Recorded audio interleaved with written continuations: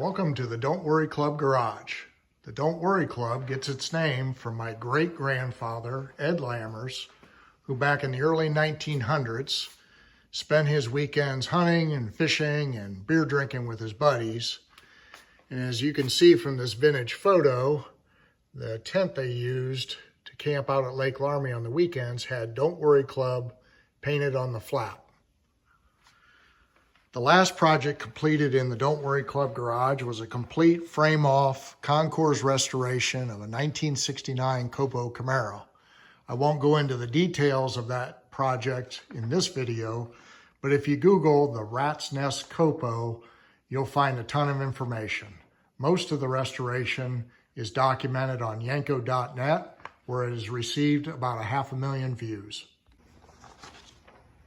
My daughter Emily encouraged me to create a YouTube video series for my next project, so here goes. The project is a 1946 Indian Chief motorcycle. This bike has been napping in a shed in Minster, Ohio since the early 70s. I purchased it from a member of the family who owned this bike since 1957. It was originally purchased from a Vernon Richling from Maria Stein, Ohio, back in March of 1957 by Herman Oberding. Herman drove the bike for a while, and then his son Henry started driving it. As a high school teenager in the early 1960s, my uncle, John Lammers, rode on the back of this exact bike with Henry, who was a classmate at the controls. My uncle, who is a lifelong motorcycle enthusiast and still owns several bikes, unsuccessfully tried to buy this bike for over 40 years from his old classmate. I had always heard stories of this old Indian sitting in a garage next to the canal in Minster, but I had never seen it like many other people.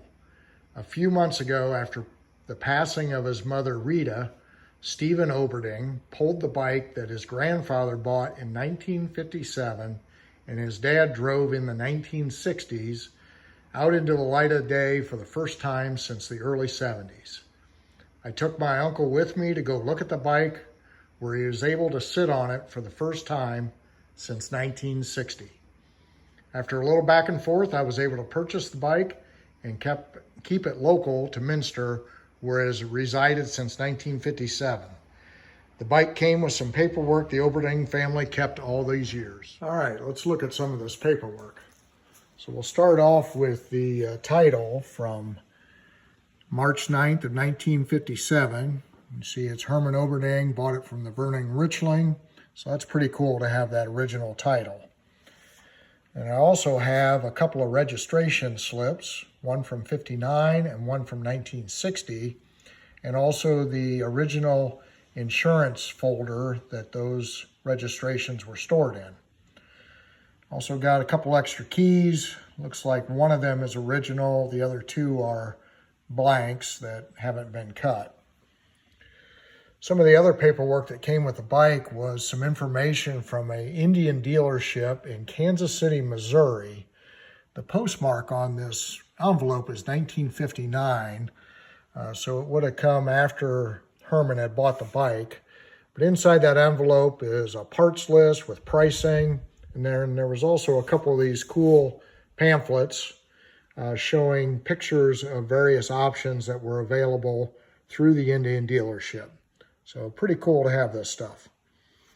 Since I bought the bike, I also went and got a parts catalog and an overhaul repair manual, because I know I'll be doing some work on this bike.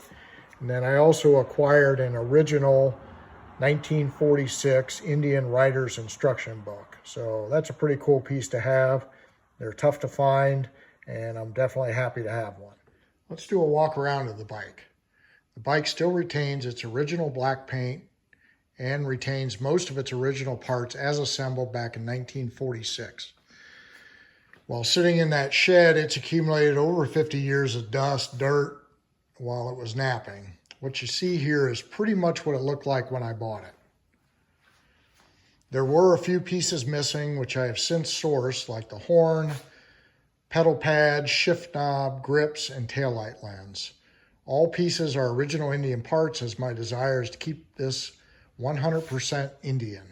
I believe the windshield and the saddlebags are Buco items, which are period correct for the time. There's a couple of pieces I still need to source, like the spark plug wire boots. You can see it's still got its original distributor, tank badge. There's a vintage shift knob that I picked up since I bought the bike. The crash bars, there's the original horn. Again, a part I picked up after I bought the bike.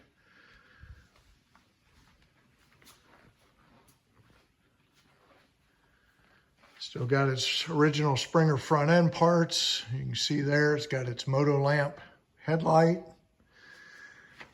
It looks like the bike at one time had a spotlight bar attached. You can see that long hex nut on the left side is still on there. That's a mounting point for that spotlight bar, which I don't have. Original front fender light. I'm not sure what the rags were tied around the front forks for, probably to keep the fenders from vibrating against the forks. Original tank badge on this side. Let's look at the dash panel. It's got the original speedometer. You can see just over 16,000 miles. The ammeter is another part that I need to source. I'm having trouble finding something like it. It looks like the 12 o'clock needle style, which is the early style.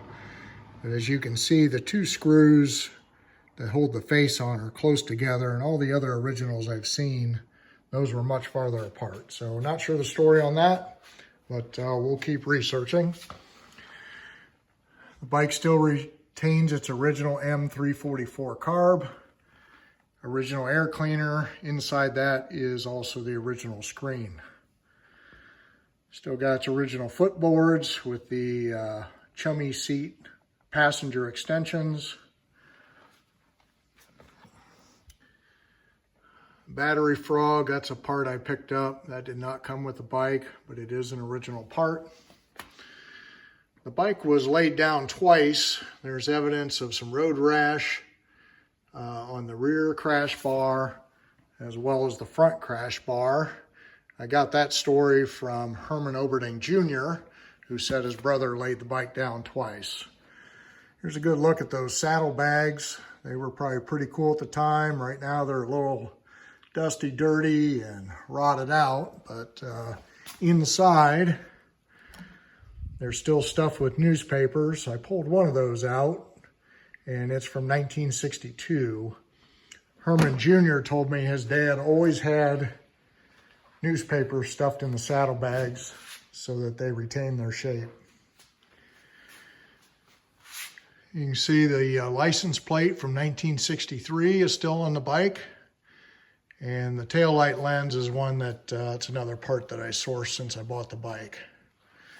You can see the saddlebag on this side still has the original heat protector hanging there, complete with spider webs and spider eggs. So pretty cool bike, pretty awesome. Looking forward to spending some time working on it. The bike doesn't run. I've not tried to start it. So I've got some work to do to go through to try to get it going. But all in all, pretty awesome original bike. The bike does kick over fine. It does appear to have compression, so with a little work, it'll probably fire up. The other thing I want to do is try to find the rest of the ownership history. Back when I did my Copo, I found the owners all the way back to 1970. For this bike, I need to find, Vernon Richling was the original owner, but he passed away in 1999. So I need to track down some of his kids to see if they have any info or old photos of this bike. So follow this series and give it a thumbs up if you like it. Send any comments my way. I'm still learning about Indians and motorcycles in general, so I can use all the help I can get. Subscribe so you don't miss the next video as I work towards getting this old Indian back to cruising the streets of Minster. Don't Worry Club, signing off.